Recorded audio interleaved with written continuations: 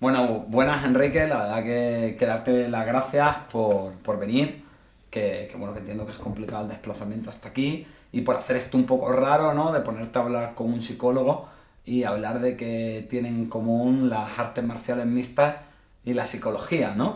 Que no sé si es una conexión que aparentemente parezca que tenga muy claro que tiene que ver. Pero bueno, la verdad que para mí sí que hay una serie de cosas que creo que hay cierto paralelismo o ciertos puntos en los que pueden confluir, a lo mejor no en tanto en un sentido literal, pero sí en un sentido metafórico, ¿vale? Y bueno, y luego también, no solo desde nuestras áreas, sino que espero que esto también pues, sea un encuentro de Enrique Aventura y también un poco desde nuestra experiencia. ¿Vale? Bueno, un poco creo que sobra presentarte, pero bueno, pues tú eres luchador de artes marciales mixtas, tu nombre conocido es Enrique Wasabi y bueno, llegaste a ser incluso subcampeón de Ultimate Fighter Latinoamérica, ¿no? Y bueno, pues yo creo que ha sido uno de los primeros grandes luchadores en la escena internacional española en las artes marciales mixtas. Ujú. ¿No? ¿Es una buena De, presentación de o...? momento hasta ahí va, De va, momento hasta aquí va vamos todo bien. perfecto, viento en Vale, popa. todavía no me he puesto freudiano ni me he puesto a No, no, interpretar no, no, todavía nada, no, todavía no. así que vamos bien, ¿vale? Mira, yo la verdad que es verdad que esto no era una entrevista que yo me plantease o cuando yo voy pensando en personas, no caí en ti de entrada. Uno, porque no soy seguidor de las artes marciales mixtas, para que te voy a vender la película, pero me lo recomendó, bueno, por nuestro amigo común, que es José David Romero, ¿no? Y ya empecé a seguirte, ya a interesarme, ya a leer, ya a ver cosas tuyas y tal. Y, y bueno, y la verdad que me sorprendió, supongo que porque al principio lo veía de una mirada relativamente prejuiciosa, ¿no? De, bueno, pues tú piensas en peleas y, bueno, pues lo que ves es la jaula, ¿no? Y el cuadrilátero y dos tíos allí inflándose a palos, ¿no? Ujú. Pero conforme iba viendo, bueno, pues tanto este reality como otras cosas, claro, empiezas a ver todo lo otro que no se ve, ¿no? Una idea como de un iceberg en el que está la punta, que es lo que se ve, pero claro, debajo del mar hay mucho más, ¿no? Y entonces, lo primero que a mí me llamó mucho la atención es que, bueno, que aparentemente la pelea puede parecer algo como, como muy agresivo, como muy violento, como hostil, pero yo luego lo miraba y pensaba, bueno, eh, no sé hasta qué punto la pelea es algo mucho más claro y mucho más transparente y en el que en el fondo no hay tanta hostilidad respecto a cómo vivimos en el mundo real, ¿no? Porque me refiero, la pelea, para empezar, es algo que está claro, que es de frente, tú sabes para qué vas a ver a esa persona y los dos sois luchadores y no hay ningún problema. Pero la pelea, sobre todo, no es hipócrita. Es decir, en la pelea no hay que fingir cuando te pegan una hostia y te duele que no te duele y tienes que aparentarte fuerte. En la pelea no hay que ir por la espalda. En la pelea, bueno, de alguna manera vuestro mundo al final en muchas cosas es bastante más civilizado que como son las peleas en el mundo normal, que son comentarios, que es a la espalda, que son comentarios con segundas, que te duele y finges que ese comentario no te duele. Lo vuestro es todo como muy claro, ¿no? Bueno, yo pienso que nos definiríamos como, en inglés llaman violent gentlemen, Ujú. ¿no? En la pelea no hay idiomas, da igual que te entiendas o no, o con la expresión oral con otra persona, al final todo se resume a un acto que es, bueno, pues totalmente universal, que es el hecho de la pelea. Sí que existe la psicología del deporte, sí que existe el tratar de solapar o tratar de tapar un golpe que te ha entrado que tú por dentro dices, me ha dado. Pero tú tratas de no hacer una expresión facial Ya. O sea, sí para que tenéis tratar ese que, control, ¿no? claro, Ujú. o lo intentamos. Hay veces que hay veces que es imposible, que por Claro. mucho que tú tal. Pero te llega un golpe, te llega o lo que sea, o en ese momento necesitas un segundo aire, estás ahí y tal, y no puedes no puedes engañarte a ti mismo, entonces no consigues engañar al otro. Pero se hace, claro que se hace. Pero sí que es verdad que en ese sentido es mucho más puro. De honestidad, Hombre, ¿no? y tanto. De transparencia. Sí. Y yo creo bueno, yo lo llamo así, luchar, ¿no? Más que la pelea. Sí, tiene un contexto agresivo. El momento de la pelea, pero no violento. Porque yo no tengo nada personal contra mi oponente, ni creo que lo tenga el otro conmigo. Más allá de si la pelea o si la empresa en la que tú vas a hacer la pelea requiere más show business o no. Pero, o sea, que al final deja de ser show business, no creo que haya cosas personales. Sí, allí. Casos se habrán dado, por supuesto. La norma no lo es, te lo puedo asegurar. Y yo personalmente, yo creo que eso va también mucho sujeto a la persona. Y yo tengo la suerte de llevarme bien con todos los rivales con los que he luchado. De hecho, algunos de ellos son amigos. No todos, pero con todos tengo como mínimo una relación cordial. Pero como con cualquier cosa, ¿no? Yo tampoco soy amigo de todos los psicólogos que conozco, ¿no? Claro, y además sería algo imposible, aparte algo estúpido. Pero sí que es verdad que tengo buena relación. Y algunos son amigos míos en los que he tenido que enfrentarme en peleas que eran sumamente importantes, tanto para su vida como para la mía. Entonces, yo eso lo veo algo que es sumamente bonito, la verdad. No, claro, yo veo ahí esa honestidad y luego también como esa autenticidad, ¿no? Yo al principio cuando pensaba cómo planteábamos esta charla, no sé por qué me vino mucho a la cabeza el Club de la Lucha, la película. O sea, y entiéndeme, dentro de que es una película y dentro de que lógicamente yo no quiero frivolizar ni mucho menos o llevar por esos tintes el mundo de, bueno, pues tu mundo, ¿no? Al que tú te dedicas, pero sí que me parece que había eso de que, bueno, que se ve en el Club de la Lucha, de que al final cuando dos personas están luchando, cuando dos personas están en eso, hay algo muy genuino y muy real si lo comparas eso, ¿no? Con esa vida civilizada, aparentemente civilizada, en la que todo es mucho más impostado, en la que todo es mucho menos claro, en la que todo es mucho menos transparente, ¿no? Hombre, yo veo, usando este ejemplo, ¿no? Del libro del Club de la Lucha, ¿no? De Chuck Palahniuk, que está mucho más desarrollado que la película, evidentemente, como todos los libros, Claro. ¿no? Claro. Yo veo mucho más violento otros mundos, el de los negocios, el de la política, súper violento. El de todo tipo de propagandas, todo tipo de tal, para mí tienen todo un contexto de trasfondo, por supuesto, claro, hay que mostrar otra cara, ¿no? Pero del trasfondo, de atrás, La intencionalidad, ¿no? Muchísimo más violenta que Claro. una simple pelea.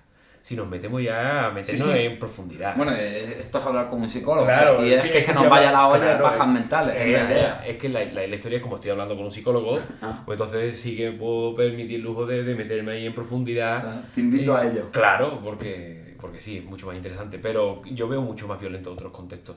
El mismo, el de los negocios, el empresarial, el político, todo eso ahí sí que hay violencia, de verdad. En las propias familias, ¿no? ¿Cuántas veces hay? Sí, claro, en relaciones interpersonales, en todo, ahí sí que hay realmente Claro, violencia. y sobre todo una violencia como mucho menos, como una violencia como encubierta, no sé si me explico. Vuelvo a eso, ¿no? Que es la buena cara con tu suegro en la comida y estáis ahí a machete el uno con el otro. Claro. Y esto es, bueno, pues algo mucho más explícito, pero aunque sea mucho más explícito, es mucho más limpio, ¿no? Claro. Y eso me parecía muy interesante. Y hay unos códigos de honor muy implantados que yo creo que la mayoría de los luchadores lo asume, es decir, 99%, ya te digo, siempre hay un desmadrado, siempre. Pero que lo asume y a lo mejor ha sido una pelea así más dura, ¿no? Hay peleas más limpias, otras que son un poquito más duras, no socias, sino más duras, en el que ha habido más daño físico y tal. Hay otras que terminan antes, te estrangulan, o sea, el otro palmeado y No. hasta aquí el juego, ¿no? Ya está. Pero hay algunas que hay más golpes, Sí, hay como más dije, lesiones y lomo, tal historia. vamos. Claro, y después pues tú te encuentras con el compañero, ¿no? Con el oponente tuyo, te encuentras, o vais los dos a lo mejor en la sillita allí en el hospital y yo no vea la que me has dado, funda, no sé cuánto. Y es lo que lo hace interesante, ¿no? Pero más allá de ahí, yo creo que todo el mundo respeta esa honorabilidad. A mí me gusta mucho la honorabilidad que hay, muchísimo más que la que hay, por ejemplo, en la culturilla, por ejemplo, de deportes como el fútbol, donde va a parar, vamos, ni por asomo se puede comparar con una otra. Claro. Entonces, Sí, lo veo mucho más sano. de frente, ¿no? Lo veo mucho más sano. Estabas hablando de esto y yo me preguntaba, quizás en la parte en la que esto va a ser un poco menos conversación y quizás ahora va a ser un poco más entrevista, ¿no? Y yo tengo mucha curiosidad como psicólogo, porque es verdad que nunca he tenido pacientes, ¿vale? Que es verdad, una de las cosas que a mí me gusta de mi trabajo es que cada paciente es una ventana que te permite ver un mundo, ¿no? Yo tengo pacientes músicos o pacientes escritores o pacientes políticos y claro, de pronto te enseñan ese mundo, ¿no? Y nunca he tenido un paciente luchador, ¿vale? Disculpe. No te preocupes. Así esto demuestra que no hacemos cortes, ¿sabes? Entonces, ¡Corte! nunca he tenido un paciente luchador, ¿no? Y entonces, me interesa eso, ¿no? O sea, es decir, ¿cómo es cuando pues no lo sé, ¿sabes? Yo estoy bueno, ahora estoy soltera, pero cuando estoy con mi pareja o con mi padre y le puedo decir, bueno, con mi padre no, por desgracia, con mi hermano, y le puedo decir, bueno, pues voy al trabajo.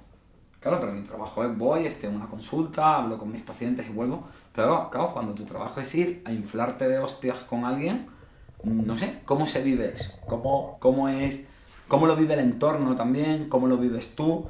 Porque claro, también entiendo que ahí tiene que haber pues una carga emocional de pronto muy grande, ¿no? Porque no voy a echar 8 horas de jornada, voy a subirme a un cuadrilátero a pegar ya que me peguen, ¿no? Correcto, pues la carga emocional, como tú dices, es sumamente alta en el que tú tienes que subirte a esas aulas creyendo que el proceso ha sido óptimo. Y digo proceso a preparación física, preparación mental, preparación técnico-táctica, mil cosas, ¿no? En el que te entras en un mar de dudas en el que hay más dragones que ángeles y tú porque tienes que liberarte de ese tipo de dragones, de demonios, llámalo como tú quieras, quedarte solamente con los ángeles, quedarte ahí con que creerte lo que realmente es que eres capaz, pero dudas, que no pasa nada, pero te llegan. Y yo te estoy contando esto ahora desde un punto de vista un poquito más exterior, ¿no? Claro. Más exterior porque no tengo la pelea. Sí, viéndolos todos desde la barrera, ¿no? Ahora mismo, pero sin embargo lucho dentro de poco y esos diablos volverán. Y te los tienes que quitar de aquí, son como pepitos grillos, ¿no? Pepitos grillos de tu conciencia. Bueno, y entiendo también que esa tensión, ¿no? Me refiero, estás en tu casa el día de antes de una pelea o estás con tu chica, claro, y tú eres muy consciente de que al día siguiente va a haber toda esa explosión, ¿no? Sí. ¿Cómo estás en eso? Yo, personalmente, empiezo, esa explosión de sentimientos y de emociones empiezan el mismo día de la pelea, a mí. Te hablo de mí, ¿vale? El mismo día de la pelea, cuando tú te levantas y dices tú, hoy, el día D, ¿verdad? El día D, y empiezas y te das una duchita, desayunas, cargas fuerte en el desayuno, te das una vueltecita para despejarte, para mantener también la mente distraída, que tampoco te resulte algo cancerígeno para tu mente, el estar todo el tiempo dándole vuelta a eso que tiene que llegar y va a llegar, pero tienes que como depurar todas las cositas para que llegue, para que llegue bien, para que llegue bien suertecito. Y después hay otro momento en el que tú ya entras en la arena, ¿no? En el estadio, en el pabellón, donde sea. Todavía estás vestido pues como tú vistes normalmente y empiezas, señores, peleas a tal hora, eres el número tal, o el último, el penúltimo, quien sea, y empiezas ya a vestirte del papel que vas a desempeñar. Claro, pasas de ser Enrique Marín y empiezas a ser Enrique Wasabi, ¿no? Correcto. ¿No? Y entonces ya es como ahí hay un subidón, el primer subidón de adrenalina. Yeah. Hasta ahora es algo que voy a hacer después, bueno, después lo hago. Pero ahora ya eres el personaje y tienes que crear entre show, entre show, un buen desempeño, el sentirte responsable para contigo mismo de hacer un buen desempeño, el quererle demostrar también a la gente oye, que te lo has currado, que por Claro. eso sale este combate tan bonito que pretendo hacer, pero te llegan también las dudas, tienes que pelear con esos dragones, tienes que pelear con tal, tienes que identificar tus ángeles y tal, te pones un poquito más irascible, ¿no? Que ya incluso te pueden llegar a molestar cosas que normalmente no te molestan porque son Sí, tu cuerpo pamplinas. está en alerta, ¿no? Claro, eres una hemorragia de sentimiento, ya dejas de pensar para sentir solamente. Solamente piensa por ti, tu esquina, que ve los toros desde la barrera, que puede tomar decisiones porque tiene un poquito más de tiempo para pensar y darte esas indicaciones que ellos buenamente creen que son las buenas para ti, pero que tú no puedes. Tú te paras a pensar y Claro, y te ha llevado la hostia. hay que fluir, es Claro. como, claro. Y luego, ¿cómo es el pozo psicológico que queda, ¿no? Porque yo me imagino eso, ¿no?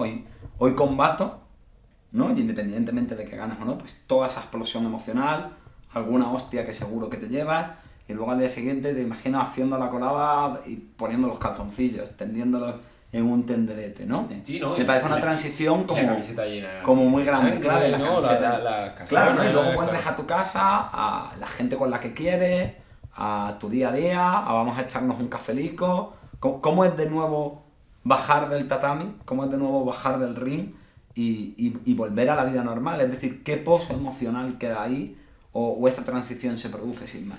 Si no ha habido un trauma, para mí es natural. Porque claro, llevo también peleando mucho tiempo, ¿no? Entonces yo lo tengo bastante naturalizado.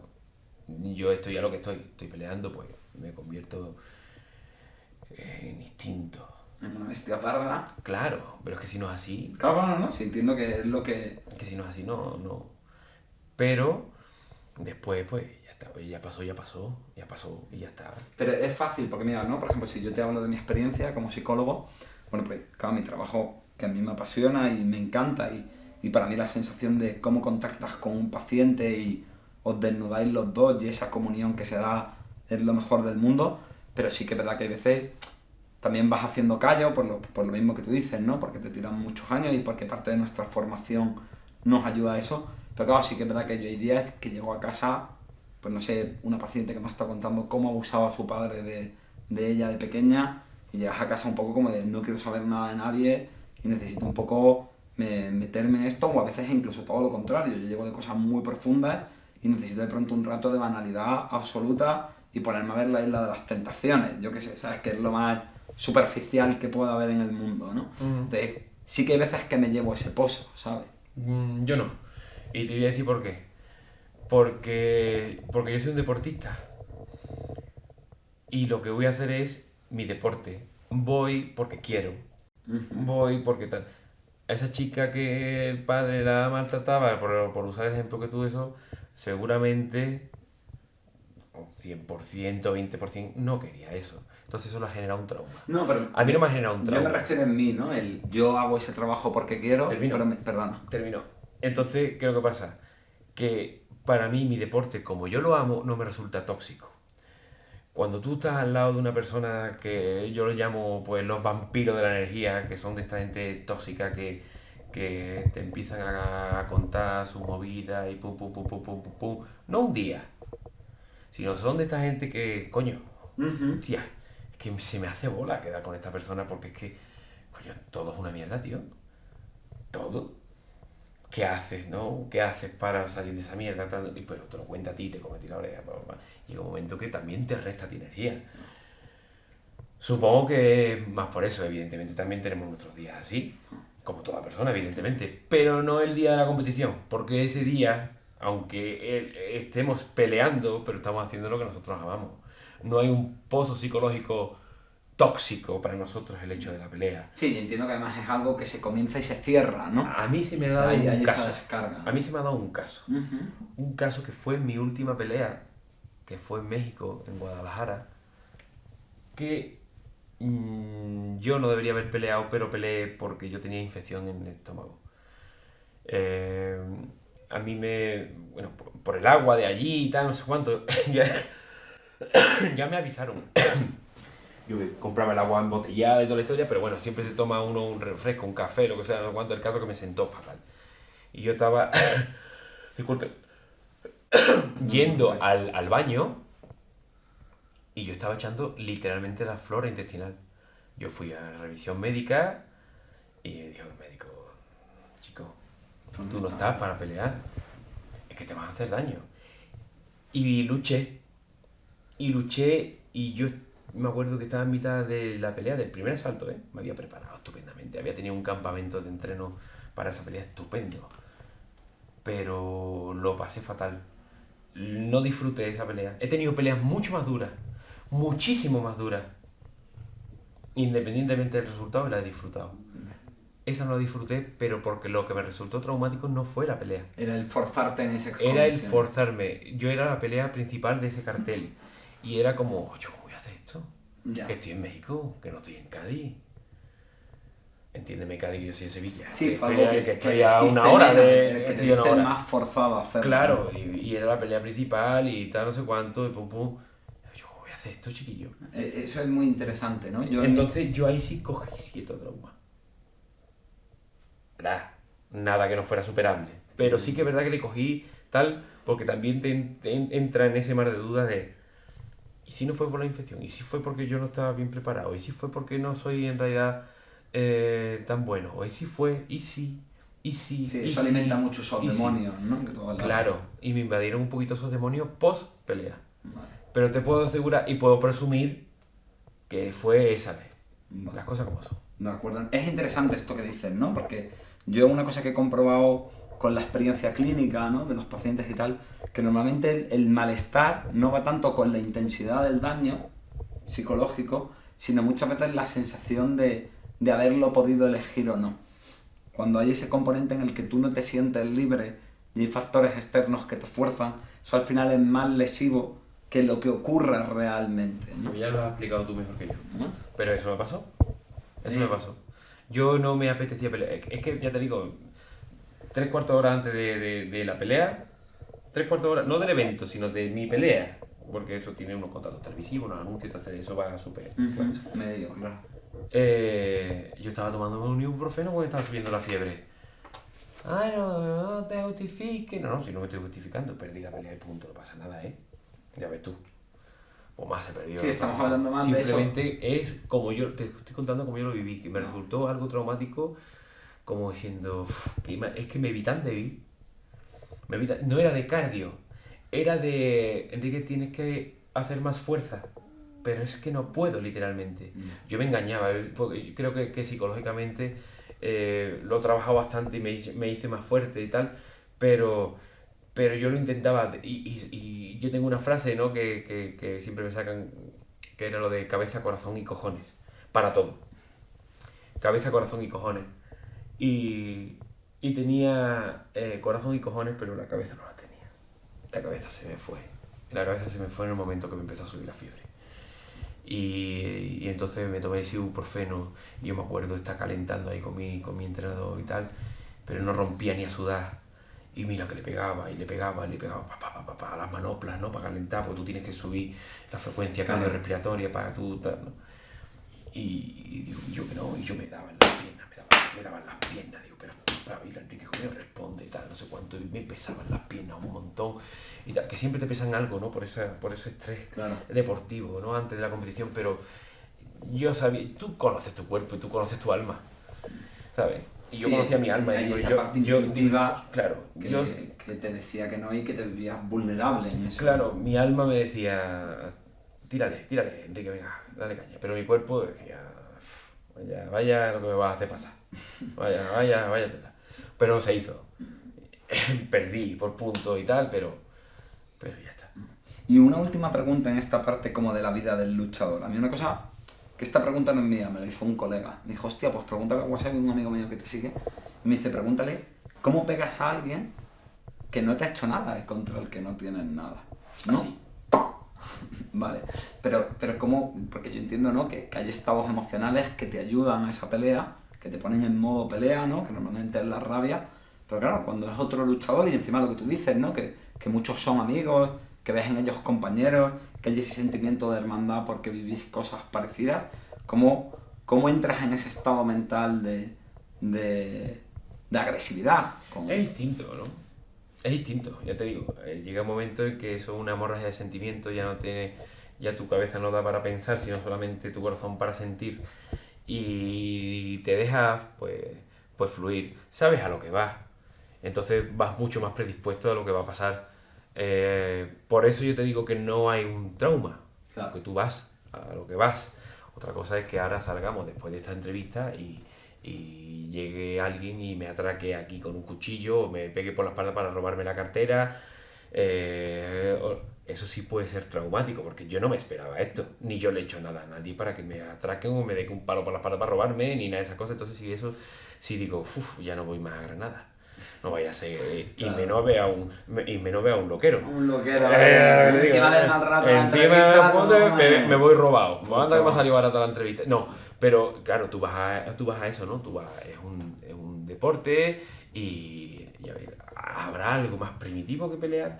Lo que sí es, lo que dictamina es la diferencia entre lo primitivo y lo de ahora, es que ahora estamos reglados, hay unos códigos de honor, hay una reglamentación, hay una revisión médica antes y después, se mira mucho la integridad física del atleta, de la emocional, bueno, pues la psicológica y emocional, entonces, y eso y eso que es tan natural como el pelear en todo reino animal, pues lo hemos hecho algo profesional, algo deportivo, algo tal, y algo que me parece a mí súper bonito. Sí, no, la cultura confluye con eso. Ya te digo, es que me parece mucho más incoherente pelearse cuando no corresponde. Es decir, si estamos jugando tú y yo un partido de tenis y tú me pegas un raquetazo, tú eres tonto. ¿Por qué? Porque tu objetivo no es darme un raquetazo, tu objetivo es meterme un punto con la raqueta y no sé cuánto, no sé qué. Yo no me va a dar un raquetazo, tonto. Ahora, vamos a lo que vamos y hay una regla. Bien, ¿estamos de acuerdo? Sí, pacto de caballero, punto, Pa'lante. se hace y para adelante. Eso me parece mucho más honroso que cuando no corresponde pelearse. Claro. Fíjate, ¿no? En esto, que era lo que hablábamos, ¿no? De que la gente solo ve la punta del iceberg, solo ve la pelea, solo ve la violencia explícita, ¿no? Y también yo creo que es un poco, se está denostando muchas veces este tipo de cosas por lo que hay. Esto suena muy mal, pero yo siempre que hablo se habla mucho de educación emocional, de inteligencia emocional, y yo abogo mucho por la rabia como una emoción adaptativa y como una emoción útil. Es decir, yo creo que el problema de las cosas es cuando las pervertimos y cuando no permitimos que tengan su función.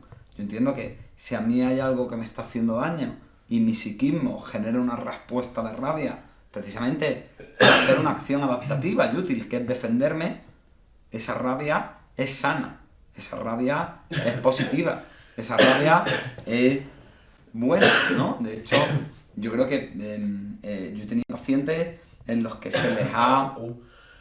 No te en los, yo he tenido pacientes a los que se les ha castigado tanto el tema de la rabia o el tema de poder tener conductas violentas en un determinado momento.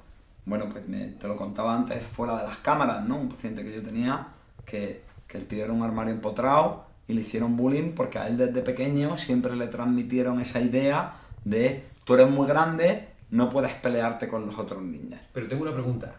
Ya, ahora yo para ti. Bueno, un poco por acabar de encuadrar, lo digo porque los que no han visto la conversación. Ajá. Y este paciente probablemente, si no se lo hubiese metido tanto en la cabeza que no podía ejercer la rabia de ninguna manera, pues a lo mejor en ese que se metían con él, un día se hubiese puesto bronco, pues sí, se hubiese pegado con un niño, que entiendo que no es lo ideal, pero ahí hubiera acabado la historia.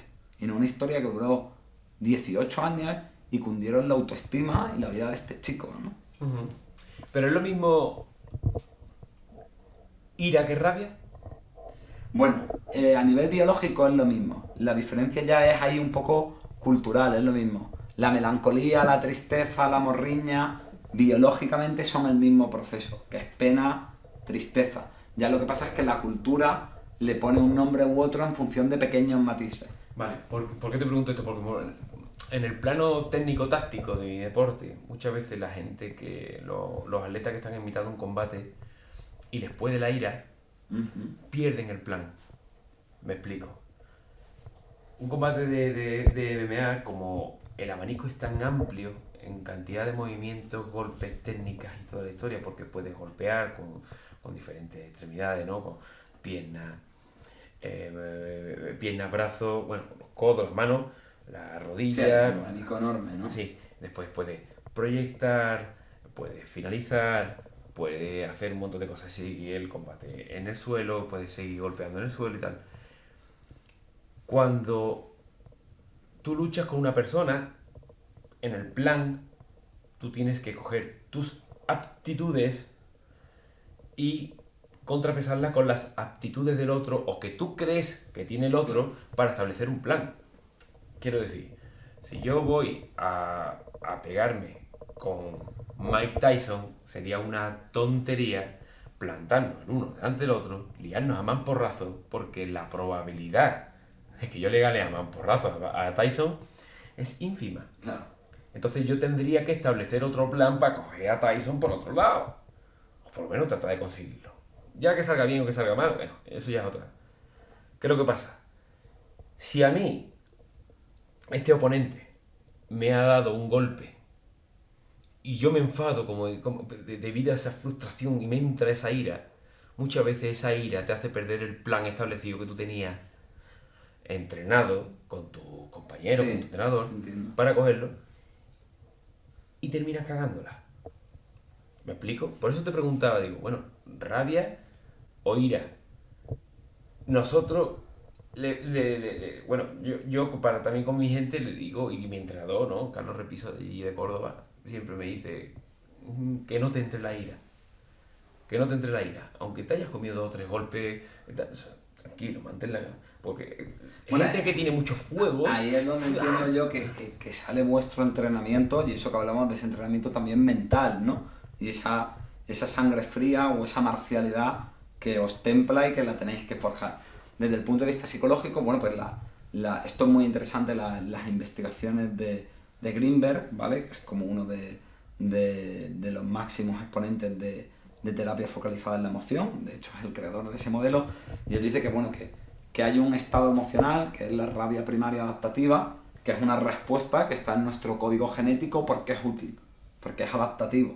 Entonces, para protegernos de una amenaza, cuando hay una sensación de amenaza, tu psiquismo genera un estado de rabia porque es el estado óptimo para enfrentarte a esa amenaza en un combate. Cuando hay una injusticia, cuando te sientes amenazado. Por eso yo a veces veo también muchas veces que es cuando un deportista va perdiendo, cuando a veces se deja más llevar por la ira y esa amenaza de estoy perdiendo, entonces el psiquismo dispara la respuesta de ira. Y se supone que cuando cumple esa función, cuando yo satisfago esa función, mi psiquismo no necesita seguir generando ira.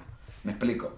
Por ponerte otro ejemplo fisiológico, yo tengo un déficit de nutrientes, mi cuerpo genera hambre porque es el estado óptimo para empujarme a comer. Una vez como y satisfago ese déficit de nutrientes, yo no necesito seguir teniendo hambre. Y entonces la sensación de hambre desaparece. Eso nosotros le llamamos el ciclo de autorregulación biológica. Que yo creo que es por eso por lo que tú dices que cuando acaba el combate tú no sigues enfadado, tú ya has satisfecho la finalidad de esa rabia, ¿no? Claro, por eso te decía que mi deporte es agresivo pero no violento. En la violencia hay una alevosía, una mala intencionalidad. Yo pues estamos haciendo nuestro deporte, que al final el deporte, todos los deportes es comparar unas marcas con otras. El fútbol es, comparar qué equipo mete más goles, el tenis más puntos, el baloncesto más canasta y la pelea pues a ver quién, o puntos, o sumisiones, Claro. o tal, cuánto, en las MMA, ¿no? Entonces, yo puedo tener una respuesta agresiva, de hecho tienes que hacerla, coño. A eso va, ¿no? Y de eso consiste. Cojones, es que si no... Ahora, ¿violenta? Es decir, ¿me has ganado, yo me enfado y ahora la lío después? No, tú eres un normal. No. ¿Me explico? No, Para no, mí eso claro. es violencia, lo otro es agresivo. Por eso los animales son agresivos pero no violentos. Exacto, Vale. que es lo que te digo, ¿no? Cubren la función, ya he comido, no necesito seguir estando en ese estado emocional. Ya, pues te pongo encima una cosita más. Por eso, yo dentro del octógono, una vez que se cierra el cerrojo ese, ¿no? De tal, papá. Que es como, hostia, ¿no? Uf, ahora para dónde salgo yo a correr, a ver la valla toda, ¿sabes? Ahí has hablado. Se despiertan tus instintos más primitivos, más animales. Claro. Pero no se desarrolla esa violencia de venga, tengo... retorcida y voy a hacerte daño y... Claro, y por un afán. Voy a meterte un dedo en un ojo. ¿Está permitido? No. Pero como soy un tío violento, te voy a meter un dedo en un ojo. Ah, perdona, no. Ahí ya no. Eso ya no te lo compro. ¿Me explico? Te entiendo perfectamente. Hay unas reglas, ¿no? Las respetas. De manera agresiva, sí. ¿Por qué? Porque estamos hablando de lucha. Pero violenta no. Sea un caballero. Fíjate, de hecho, la mayoría de la gente que tiende a manejarse desde la rabia, esta gente que siempre es agresiva, que siempre está la que salta, que siempre está encabronada, lo que normalmente le ocurre es, claro, porque cuando yo explico esto la gente me dice, bueno, entonces si es como lo del hambre y cuando come desaparece, porque hay gente que se queda enganchada en ese estado de rabia, ¿no? Entonces ahí es lo que nosotros llamamos una emoción secundaria desadaptativa, que suele ser que hay una emoción previa que me da miedo, como por ejemplo la ansiedad, el miedo, la tristeza, y lo que hago es taparla con rabia. Por eso necesito vivir en la rabia, porque tengo que estar todo el rato tapando que estoy triste, o que me siento vulnerable, o que me da miedo, que yo creo que esa sí suele ser la actitud del matón, de la persona violenta, que la verdad que luego cuando los ves en consulta lo que suele haber es gente que tiene mucho miedo a la debilidad. Por eso necesita estar todo el rato proyectando esa rabia y esa imagen de fortaleza, ¿no? Pero ese no será luchador. Ni mucho menos campeón de nada. Claro. Es que no, es que la gente dice... Hazte cuenta que... Yo trabajaba de maestro de primaria, ¿no? Y las tutorías, muchas veces con algunas madres, algunos padres, eran sumamente curiosas porque, claro, el contraste entre tú llegar con un ojo morado, con un tal, con un corte, tal, no sé cuánto, y después estar educando al hijo o la hija de esta persona, pues es un contraste fuerte. Es decir, para algunas personas, para mí no, yo lo tengo naturalizado, evidentemente, porque yo soy luchador, entonces tal. Claro. Pero claro, una persona dice, pero bueno, ¿tú qué le estás enseñando a mi hijo? Digo, pues mira, yo conocimiento del medio, o lengua, o lo que sea. ¿Qué tiene que ver una cosa con la otra? Como te he dicho, yo separo mucho los contextos. Claro. Es que si no lo separas, bueno, pues vas a vivir de luchador por la calle, ¿no? Si no, lo mismo que yo no voy acogiendo normal, los sentimientos de la gente y siempre súper profunda. A mí también me gusta tomarme la cerveza ¿no? y decir, vaya culo tiene esa, ¿sabes? No siempre soy profundo. Claro, es que entonces, yo que eso es un trabajazo. Entonces, ¿qué te quiero decir con esto? Que cuando tú... El contraste es muy atrayente, pero también te puede jugar una mala pasada. Yo creo que la gente que es agresiva, rectifico, la gente que es violenta no entienden lo que es sacrificarse porque esto es un deporte duro, ¿eh? Ya. De cojones. Porque hay un hándicap ahí a tener en cuenta, que es si te cansas te pegan. Con lo cual, aunque seas amateur, prepárate lo suficiente, ya no te digo ni mucho ni poco, lo suficiente como para poder aguantar el tipo. Tú estás corriendo un Ironman, que eso es súper duro, durísimo. Yo no sería capaz. Pero si me canso me voy. Aquí, si te cansas te zurran. Y estás encerrado. Y estás encerrado. Siempre puedes abandonar, pero hay un poquito de amor propio, claro, que no te permite abandonar. Entonces, la gente violenta... Es que ese cliché yo siempre, de que he empezado a tener un poquito más de voz mediática y tal, siempre trato de destruirla. La gente violenta no se sacrifica por eso. La gente violenta lo trae de casa. Hombre, es que... Sí, yo creo que cumple una función emocional. Esto que te digo de que usan la rabia para tapar otras cosas. Claro, que yo soy atleta, no soy... Claro. ¿Me explico? Entonces yo tengo una serie de valores, entre ellos trabajo en grupo, el sacrificio, que después tú, si eres lo suficientemente inteligente, lo puedes extrapolar a otros aspectos de tu vida.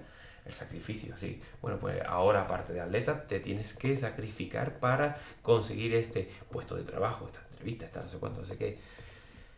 Eso de sacrificarse ya lo tienes tú ahí mascado. Claro. Porque te has sacrificado. Sí, simplemente estás extrapolando un conocimiento. Claro, de un área de tu vida a cogiendo otra, ¿no? ese mismo valor para este contexto, claro, y para este otro. Sí. Fíjate, ¿no? En esto que dice, que estamos haciendo un poco, bueno, no apología de la rabia, pero sí explicando que es desde dónde la usas y que tiene su funcionalidad y que hay que diferenciar, ¿no? Todo esto que estamos hablando. Hay otra cosa en la que en la que, bueno, en la que me parecía muy interesante como metáfora el mundo de la lucha en el sentido del dolor, ¿no? Es decir, hay una cosa que veo mucho y que soy muy crítico con la psicología actual, que es este tema de que parece que sobreprotegen a las personas. Siempre ve el lado bueno, no vean lo malo, siempre ponerlo todo como mejor, cuando hay algo que te hace daño, distráete. Y yo una cosa que hago mucho con mis pacientes es meterles en el dolor. Siente el dolor de esto. ¿Por qué? Porque yo creo que aquí hay algo interesante, ¿no? Que es lo que te digo de metáfora, que es ver que a ti te pegan en el combate o a las personas nos pegan en la vida, pero oye, la pelea sigue. Es decir, me puedes pegar, me puedo hacer daño, me duele, evidentemente, que bueno, yo imagino que a ti te han roto medio cuerpo, cuando te meten una buena hostia, que además pues, os dais hostias como panes, pues te tiene que doler, porque no puede ser de otra manera, pero ese aprendizaje de decir, oye, pueden pegarme, pero yo sigo de pie, ¿no? Porque yo creo que muchas veces es peor el miedo al dolor que el propio dolor. Bueno, y tanto, totalmente de acuerdo. Es que hay mucho dolor, lo que pasa que el concepto de dolor que se tenga, ¿no? Eh, yo no yo eso de sobreproteger niños burbujas, personas no hombre, no sé cuánto, venga, y coño. Claro, y luego cuando llega mi edad, me acuerdo. ¿Y después qué? Después Claro. cuando te sales de esta sala, de tu zona de confort, ¿qué?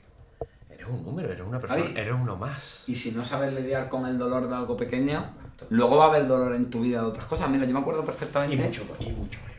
Claro, y mucho menos transparente, que era esto que hablábamos al principio. Pero incluso a veces por la propia vida, mira, yo me acuerdo perfectamente que yo tuve una pareja helenica, que estuve con ella, bueno, pues 4 años y medio, y hubo un momento en que aquello se acabó, ¿no? Y yo me acuerdo que fui a ver a mi terapeuta, a Juanpe, que sería como mi sensei, ¿no? Y yo le decía, estaba acojonado, tío, estaba acojonado, pero cagado vivo. Y yo me acuerdo que le decía, Juanpe, o sea, yo soy huérfano, ¿no? Y yo no tengo mucha familia, prácticamente ninguna. Y entonces yo le decía, Juanpe, yo no sé, y vivía solo en Madrid en aquella época, ¿no? Solo vivía con mi novia, pero estaba desarraigado de mis amigos de Granada, de mi familia, de mi hermano. Y yo le decía, Juanpe, yo no sé si voy a saber superar esta ruptura. Yo estoy acojonado. Me acuerdo que estaba temblando en la sesión. Me acuerdo que no se me olvidará en la puta vida. Me puso la mano en el hombro y me dijo, Ventura, ¿de verdad tienes los santos cojones de decirme que con 20 y 22 años has empujado el féretro de tus padres y tú todavía te crees que no sabes aguantar una pérdida? Claro, y ahí de pronto me encajó la pieza. Claro, y dije, hostia, si yo he peleado y a mí me han golpeado, la pérdida me ha golpeado muchas veces y he sobrevivido, ¿cómo no lo voy a hacer ahora? O sea, yo creo que en el dolor, en la experiencia de llevarte una hostia en la vida, en el cuadrilátero y ver que lo aguantas, hay una especie de aplomo y de confianza de cara a los golpes que seguro que vendrán en el futuro, ¿no? Por eso yo creo mucho en eso, hay que vivir el dolor, hay que aceptarlo, forma parte de la vida. Claro, pero a esta gente que se le sobreprotege y esas cosas, pero después se le vende lo de se aprende más de una derrota que de 1000 victorias y no sé cuánto, así que es que hay también mucha psicología de sobrecillo de azúcar. Mucha. Él le da la vuelta, oye, no sé cuánto sé tú mismo y no sé cuánto, no sé qué. Sí, Mr. Está muy Wonderful y Está te guay. pinta un arco iris. Está guay, ¿no? Claro, no. O sea, sería lo ideal, pero Está no guay, es real. está guay, pero que eso de lo de que se aprende más de una derrota que de no sé cuántas victorias, no está claro, ¿no? Porque has hecho cosas en falso que tú puedes construir sobre eso. Primero lo aceptas que la has cagado, llévalo al contexto que tú quieras. Sí, aceptar el dolor y... Y después, pues, trabajas en ello y ya está. Muchas veces todo el tema de siempre ganar el win-win, ¿no? Todo ganar, ya sea en competición o lo que sea. Siempre va a haber gente ahí para decirte, ah, qué bueno eres, tal, no sé cuánto, la típica foto, pues sí, pues lo conozco, mi colega, tal, no sé cuánto, no sé qué. Que es todo muy tal. Pero en la derrota, ¿no? Decía Sergio Maravilla Martínez que cuando perdió con Coto tenía 2 llamadas perdidas, una de su madre y otra de no sé quién. Pero cuando le ganó a Chávez tenía un montón de llamadas. A todo el mundo le gusta lo bueno. Claro. Lógico. A todo el mundo le gusta ganar. Lógico. Tía, no. No, Que sí. sería muy hipócrita con nosotros mismos. Pero la gente que no aprende del dolor o de ese tal... Bueno, y el dolor yo creo que tiene dos cosas increíblemente adaptativas, o sea, increíblemente buenas. Que no digo con esto que hay que buscar el dolor, ni estoy diciendo la simpleza de psicología de panfleto de que el dolor sea bueno. Pero sí que el dolor para mí implica dos cosas. Y una es, uno, el dolor emocional nos deja muy claro lo que es importante en nuestra vida. Es decir, cuando yo de pronto veo que algo me pone profundamente triste, que algo me enfada, que algo me crea ansiedad, ahí hay algo importante en mi vida. Ahí hay una verdad importante que cambia en cada persona, ¿no? A lo mejor dicen que el trabajo es súper importante y yo de pronto veo que lo que tiene que ver con mi trabajo no me pone triste, pero sí me pone triste no poder salir al campo los domingos. Oye, pues ahí tu cuerpo te está hablando, ¿no? Ahí el dolor es un indicador de lo que tienes que defender en tu vida a capa y espada. Y luego, por otro lado, yo creo que el dolor que es malo es el dolor pasivo. Es el dolor que no duele mucho. Porque claro, cuando algo duele mucho, reacciona, te mueve al cambio.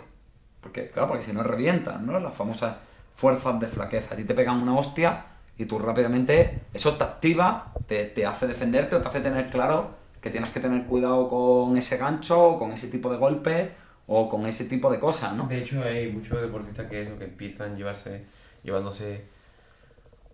hasta que no se llevan un buen golpe, no se meten dentro del combate. Exacto, yo creo en ese dolor adaptativo que nos mueve al cambio, que nos mueve a la acción, y creo que ese es el dolor del que no hemos de sobreprotegernos.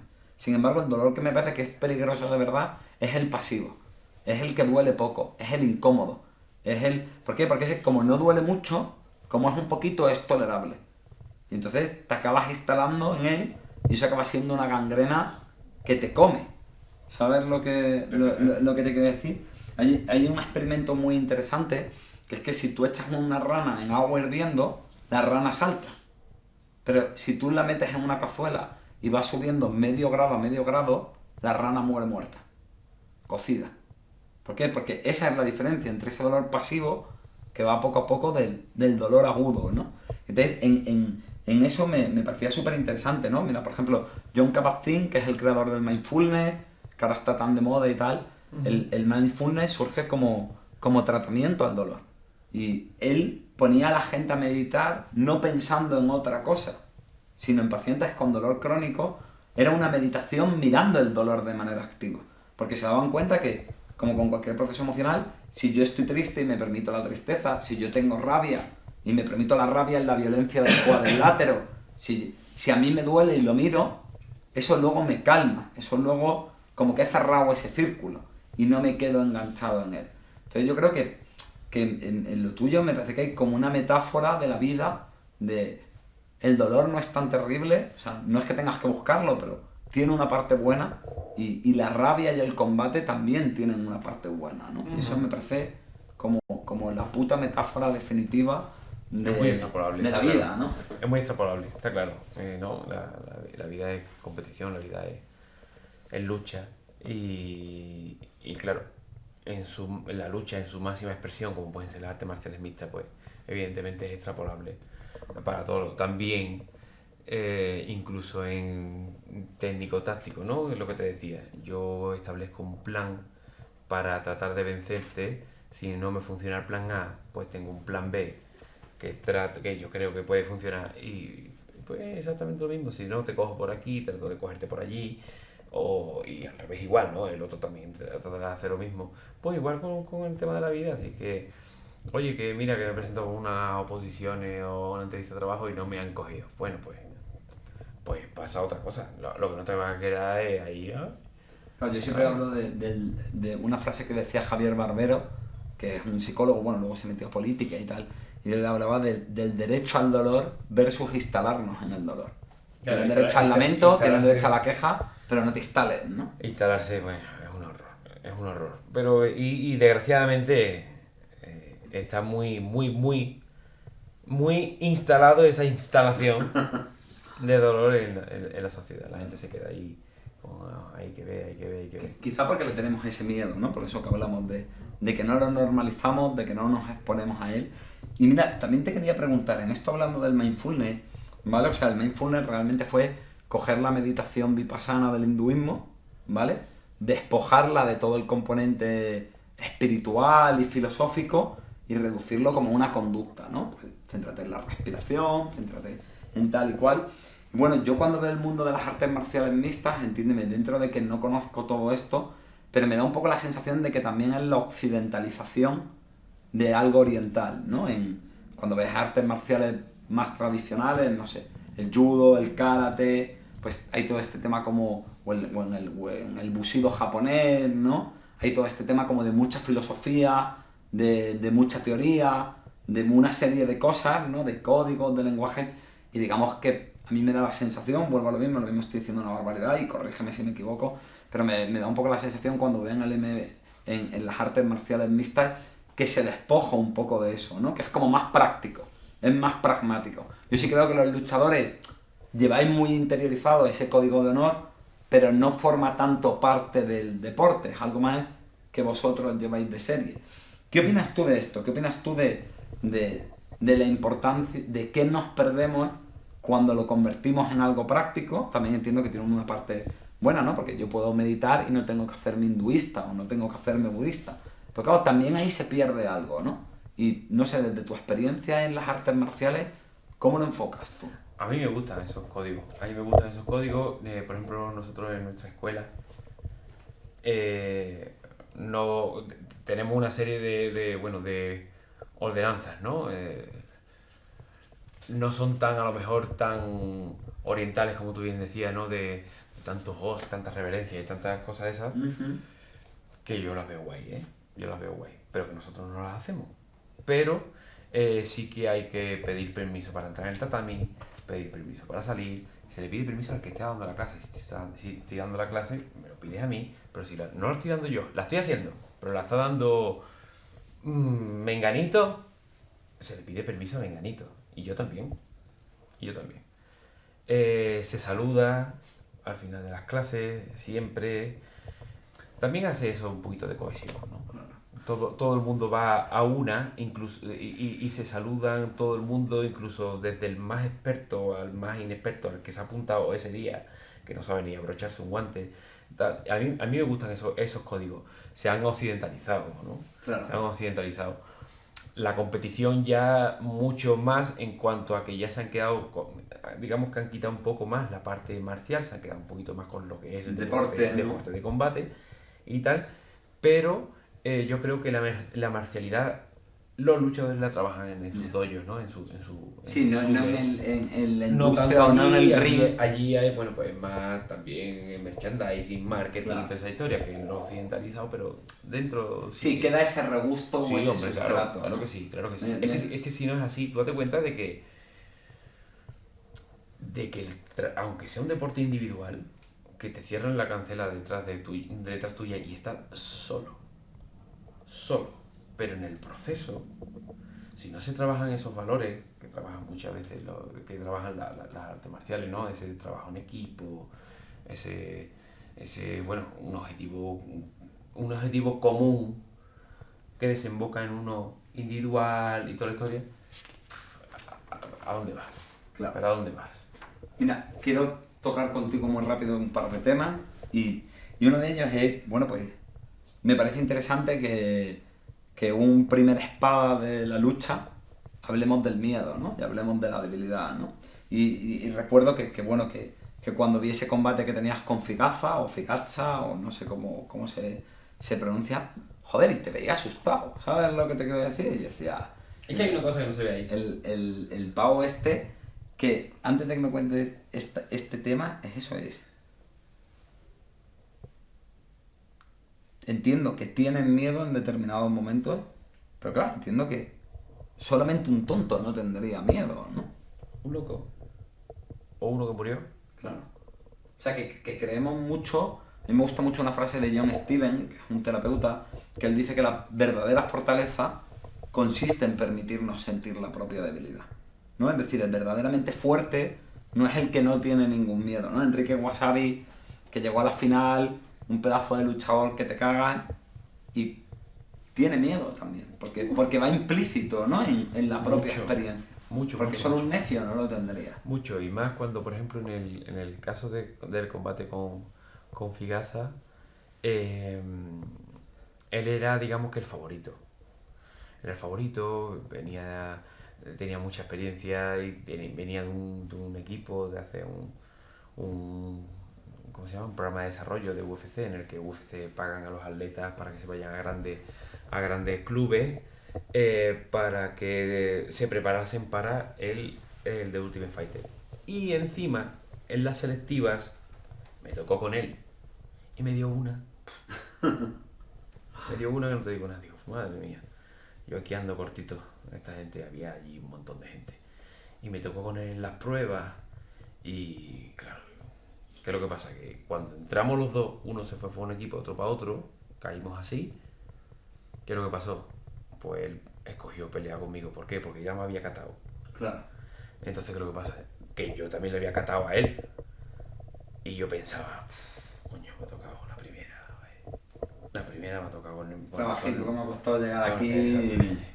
Exactamente. Date cuenta de que yo había apostado mi futuro, un futuro incierto totalmente, de dejar mi trabajo, dejar mi familia, dejar mis amigos, tal, no sé cuánto, sin dinero. Sí, nada, 3 duros. Yo vendía camisetas para pelear en UFC, vendía camisetas y vendía, claro, eso era así. A hacer las Américas, ¿eh? En el Para sentido hacerla. más histórico, Sí, con una mano delante y otra detrás. detrás, totalmente. Y hacía la compra en los supermercados de $1 y toda la historia. Entonces, que suena muy épico esas cosas, a mí, bueno, pues fueron las circunstancias Claro. que me tocaron y ya está. Y Pero, hay ese miedo, y ¿no? entonces yo decía, y ahora que tanto esfuerzo que me ha tocado, que no tengo ni para encima me va a tocar mejor, joder, pues voy a durar menos. Anda que la experiencia va a ser bastante larga. Y sin embargo le gané. ¿Podía haber perdido? Sí. ¿Las probabilidades jugaban en mi contra? También. ¿Sucedió? No. Bueno, es eso, ¿no? Yo creo que también precisamente desde ese reconocer tu propia debilidad, ¿no? El reconocer tu propio miedo. Es que si no lo reconozco, no puedo trabajar. Exacto, ¿no? Es de donde se activa Claro. esa fuerza de flaqueza y esa garra de... Pero es que eso siempre va a ser así. Yo creo que eso siempre va a ser. Eso es tan humano como el reconocer.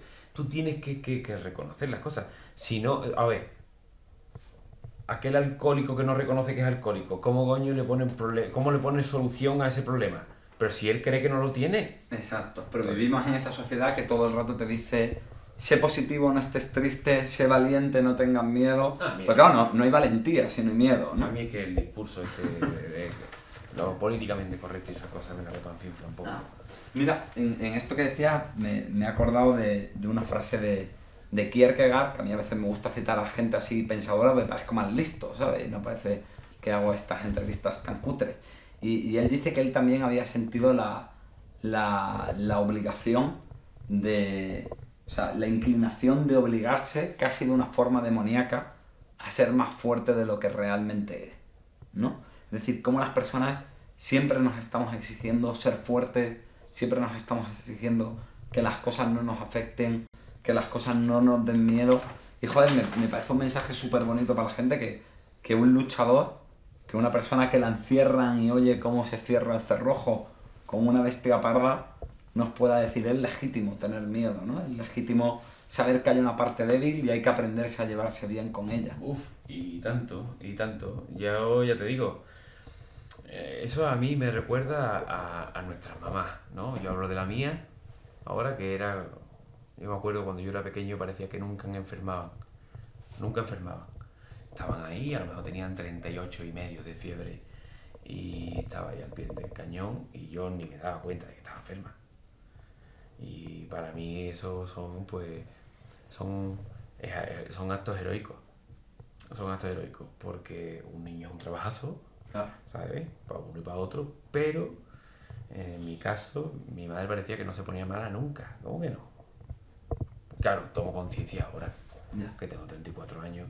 Claro. Y entonces tú haces Ahora una mirada puedes ver la retrospectiva debilidad de mamá, ¿no? y ahora sí tú veías, digo, hostia, pues yo me acuerdo ahora, esta estaba aquí que me iba a tirar ya por una acantilado porque le estaba dando un coñazo, con razón, ¿sabes? Pero parecía que no. ¿Qué es lo que pasa? Es que muchas veces a nosotros, por ejemplo, los que tenemos un club deportivo, yo tengo también mis competidores y toda la historia, parece que yo tengo que parecer, no siempre, pero parecerlo siempre que estoy motivado, que estoy psicológicamente arriba. ¿Por qué? Porque al final tú eres la primera espada. Ya. Y ellos te tienen a ti de alguna manera como referente y y ellos te preguntan sus dudas, incluso muchas veces existenciales, y que tú muchas veces no sabes lo que responder, porque yo tampoco soy psicólogo Ya. ni te pregunta, pero le tienes que dar alguna respuesta porque tú sabes que tu respuesta va a ser importante para ellos y tú tienes que estar psicológicamente en alza y ahora tal. Y parece que como que yo nunca decaigo. Como, Bueno, fíjate, yo te animo un poco incluso a que... Me parece que hay un... Si me permites, voy a darme el lujazo de ponerme a opinar en lo tuyo, pero creo que quizá también hay una lección buena oye, pues puedes tener miedo, ¿no? Pues puedes sentirte desbordado, pues no todos los días vas a ser fuerte. Y vivirlo sin culpa, ¿no? Porque yo creo que el problema es que muchas veces lo vivimos desde esa culpa. También, bueno, decirte que me ha encantado esta conversación, esta metáfora de la pelea que es la vida, que es verdad que también tiene muchas cosas buenas, pero también tiene una parte de pelea, de que podemos aguantar los golpes en la vida, de que también hay que saber enseñar los dientes cuando es necesario para proteger aquello que amamos, y bueno, y de todo esto que nos estás compartiendo. Y antes de terminar, yo hay una pregunta que hago siempre, ¿vale? Que es, ¿qué pondría tu epitafio? ¿Qué pondría el epitafio de Enrique Wasabi? mi epitafio. Bueno, pues que se lo cuestionen todo. Todo. Incluso si ahora me están escuchando, que me cuestionen a mí. Bueno, por supuesto, yo no estoy por encima de nadie, como para no cuestionarme a mí las cosas, pero aunque te lo diga la persona que más confianza tiene, cuestiónatelo. Yo creo que cuestionarse las cosas es la base de todo conocimiento y de todo descubrimiento. No aceptar sin haberse cuestionado las cosas. Cuestionarse a uno mismo, ¿no? Incluso, claro. Porque tu discurso que tú tienes para contigo mismo viene dado de fuera. Son factores externos, que tú lo haces interno. Entonces, si tú te cuestionas a ti mismo, quizás te dé paso y te dé pie a cuestionar lo que hay fuera. Y al revés igual. Claro, me encanta. La verdad que me encanta ese... Cuestiónatelo, ¿no? Cuestiónatelo todo. Yo te voy a dar una indicación en mi contexto, ¿no? De lo que yo sepa. Con toda la buena fe del mundo. Esa también, cuestiónala. Compruébala por ti mismo. No, es que me lo ha dicho Enrique, no, es que me lo ha dicho Pepi, no, es que me lo ha dicho tal, no, espera, bueno. ¿Qué te ha dicho Pepi? ¿Qué te ha dicho Enrique? Esto. Lo has analizado, lo has reflexionado. Mastícalo, digiérelo, no te lo tragues tal cual. Que hoy día lo último que quieren que seamos son personas reflexivas. No nos quieren reflexivos, no nos quieren que nos paremos. Pues Enrique, decirte que me ha encantado esta conversación, que me encanta que nos hayas hablado, fíjate, ¿no? Casi más de tus demonios que de tus luces, que son evidentes. Y bueno, muchísimas gracias y ha sido un placer. Nada, Encantado. Claro que sí.